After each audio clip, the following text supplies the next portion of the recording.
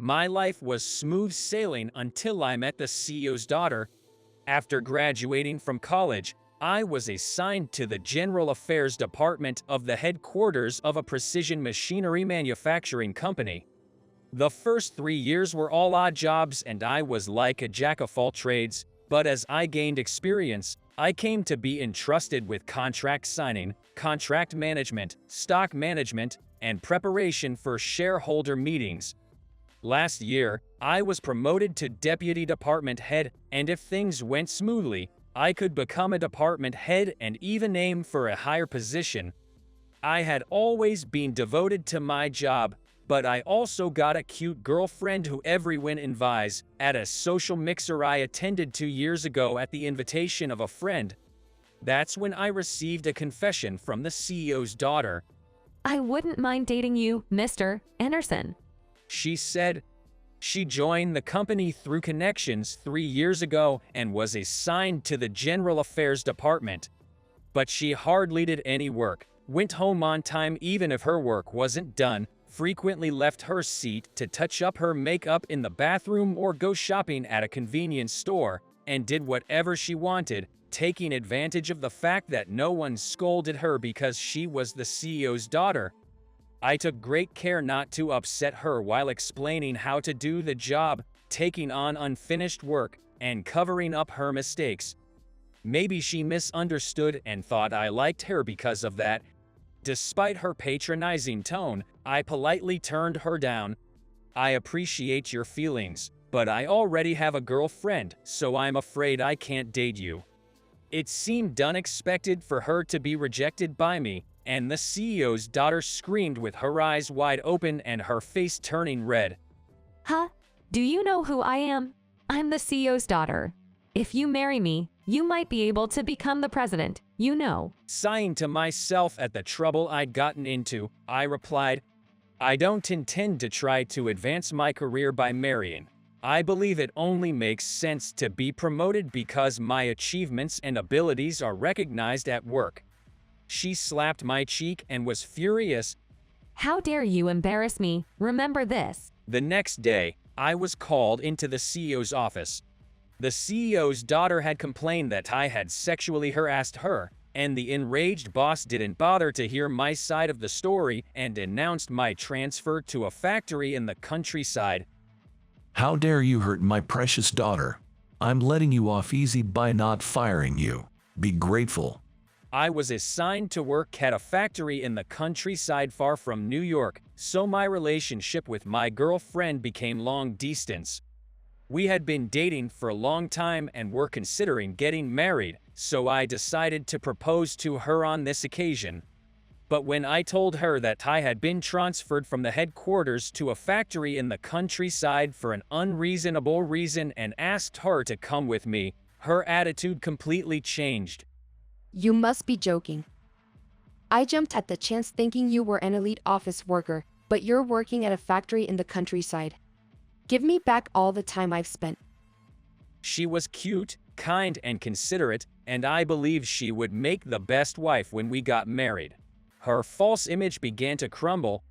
With a broken heart, I headed for the countryside alone. I was assigned to the administration division of the factory.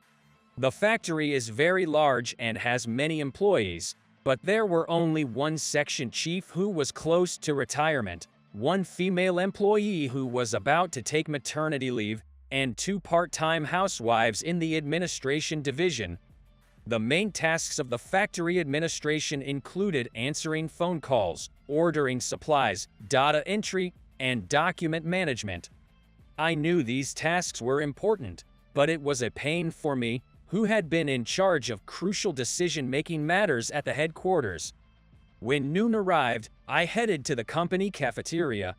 According to one of the part-time ladies, they only have two lunch options, A and B, but both are hearty, delicious, and cheap, served with soup and a side dish, so most employees use the cafeteria, she said.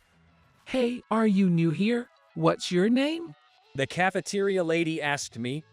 Although she was old enough to be a grandmother, she had an energy about her that warranted the affectionate title of auntie. I'm Anderson, assigned to the admin department as of today. Surprised by the sudden question, I responded with a slight bow. Best of luck, Anderson. She then served me a hefty helping of rice, saying that a young guy like me should eat a lot. With brisk efficiency, Auntie went about her work, shouting cheery greetings to the employees, even through her mask. I was impressed by her vibrant personality and ate all of my meal so as not to waste her efforts. Each time I visited the cafeteria, Auntie would ask me, "Getting used to the job? Or isn't our small town nice?" She was like a mother figure. In fact, many of the employees referred to her as Mom. 2 months later, a new female employee joined us to take over for a colleague on maternity leave. Nice to meet you. She's a woman with a gentle air about her, speaking with a soft and kind demeanor. It seems like she would be easy to work with. The part-time ladies didn't hesitate to ask her about her personal life. This is how I found out that Miss Johnson was unmarried, didn't have a boyfriend, and had previously worked at a factory that had gone bankrupt. Taking over for my colleague, who was pregnant, I showed Johnson around the factory. Wow, it's so big. Entering the workshop, Miss Johnson exclaimed excitedly, her eyes sparkling. Components flowed from the conveyor belt, quickly assembled by the employees and sent down the line for the next process. Finally, they were inspected and shipped out. Miss Johnson watched every step with great interest, asking detailed questions. When I asked if she liked factories, she said, It's exciting to see small parts being assembled into one product, which is then used to create even larger products, don't you think? Her childlike smile as she said this made her look adorable, and my heart skipped a beat. Until now, I had never thought about my job in the factory this way. I was usually just discontented with my situation. After this, my mindset changed. I started engaging positively with any task at hand and put my heart into my work. Surprisingly, I started finding joy in my job, which I had once considered a chore, and my days became fulfilling. Walking home while it was still light outside, I heard a voice from behind. Good work, Anderson. Good work to you too, Mom. By now, I too had started affectionately referring to Auntie as Mom. As it turned out, Mom lived nearby, and we often bumped into each other after work or at the local grocery store. We became close and had many conversations. She wasn't just good at listening but also at drawing out stories. Before I knew it, I had told her about my demotion and how I had feelings for Miss Johnson. One day, it was decided that the CEO would come for a factory inspection. What's more, he would be bringing his daughter along. Apparently, he was aggressively trying to get her to succeed him, despite the company not being a family business. I was to greet the CEO and his daughter along with the department head. Well, I thought you'd have quit by now. But you're a persistent one. Working in this grubby little factory suits you. As the CEO's daughter smirked at me, the CEO continued. This is your punishment for making a pass at my daughter. You will spend the rest of your life working here and repenting. I clenched my fist, shaking with rage, and glared at the CEO. I never sexually harassed your daughter. I merely rejected her advances. You don't think my daughter would lie, do you? If you cause any more trouble, I'll fire you. Like daughter, like father. Just then, a figure walking from the factory yelled in our direction. Who do you think you are? I immediately recognized it was Mom's voice and was so surprised that my heart nearly jumped out of my chest. Mom, hearing about my demotion, must have come in high spirits to give the CEO a piece of her mind out of a strong sense of justice. However, I was afraid that she would lose her job if she did something like that. And you, who the hell are you? The CEO, in a fit of rage, was becoming emotional. When I thought things were going bad, Mom removed her headscarf and started yelling at the CEO. You will not forget my face. Even I, who was trying to defend Mom, could not speak out at the sound of her powerful and intimidating voice. Then, the CEO's face turned pale. You, the CEO, why on earth are you here? While I was confused about why the CEO was calling Mom the CEO. It seems I was wrong to have trusted you and handed over the CEO position when you were just a director.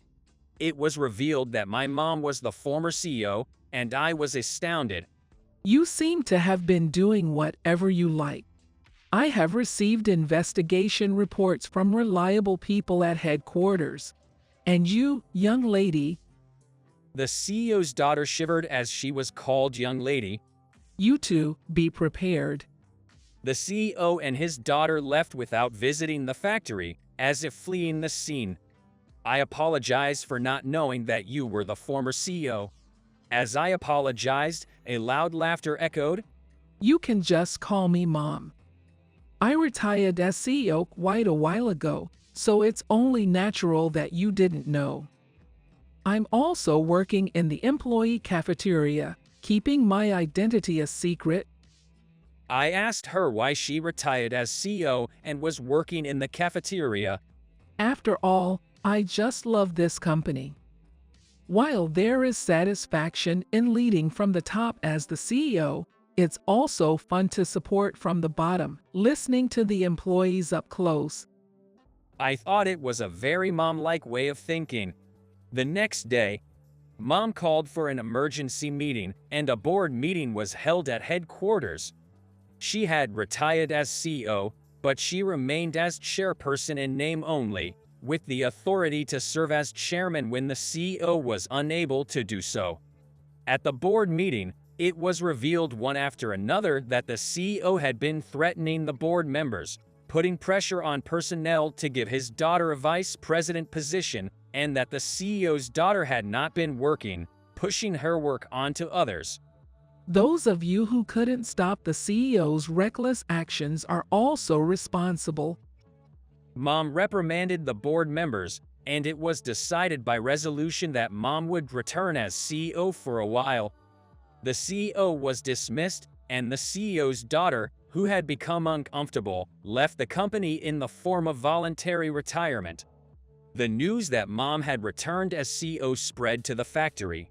The factory manager and our section manager knew that she was the former CEO, but they had been sworn to secrecy, so no one else knew. Feeling the loneliness of not being able to hear Mom's lively voice in the cafeteria, I continued to work as usual. One day, I was called from headquarters. When I knocked on the door of the CEO's office, there was Mom, not in a headscarf and apron, but in a cool pantsuit. As I was about to bow, no need for formal greetings, just take a seat. She offered me the sofa, and I couldn't help but smile at her unchanging character. Tomorrow, at the board meeting, I'll appoint you as the managing director, Mr. Anderson. Please accept the position. I couldn't hide my surprise at the sudden request. Me, a managing director? I even forgot to correct my informal way of addressing myself and shouted. I've looked into your performance in general affairs. I trust you can take over for me. Unlike those board members who have been swayed by the former CEO. I worried if I was ready for such a significant role, but I was driven by the desire to support Mom, who once retired but returned to the position of CEO to protect the company she loved and to carry on her legacy. I understand. I'm inexperienced, but I'll do my best. After that, I was appointed as the managing director by a resolution at the board meeting, and I was set to return to the head office. I had one regret, Miss Johnson. I was strongly attracted to her. She was kind and considerate, but also held her own opinions and displayed genuine strength. Overcoming my past traumas, I gathered up the courage to confess my feelings to her. Miss Johnson, it's because of you that I was able to change my attitude towards administrative work and take on my tasks enthusiastically. Will you please come to New York with me? I want to spend the rest of my life with you. While I was terrified that she might reject me, Miss Johnson gave a soft smile. I was feeling lonely hearing that you would be moving to the head office. Please, let me go with you. If I had stayed at the head office and married my ex-girlfriend, my married life would undoubtedly have been a disaster. I never thought being transferred would turn my fate in such a wonderful direction. Is your wedding preparation with Kathy progressing? A wedding is a big event for a woman. Make sure you listen to her properly. While having lunch with Mom, I was being lectured in her usual manner. I understand. Currently, I'm learning the art of leadership from Mom while serving as a busy managing director. I'm also preparing for my wedding with Catherine next month and have asked Mom to be our matchmaker. When we return from our honeymoon, Mom plans to pass the CO position to me and return to her role as a cafeteria lady. Listening to Mom's endless sermon, I made a commitment to protect and nurture the company and its employees that she loves like her own child.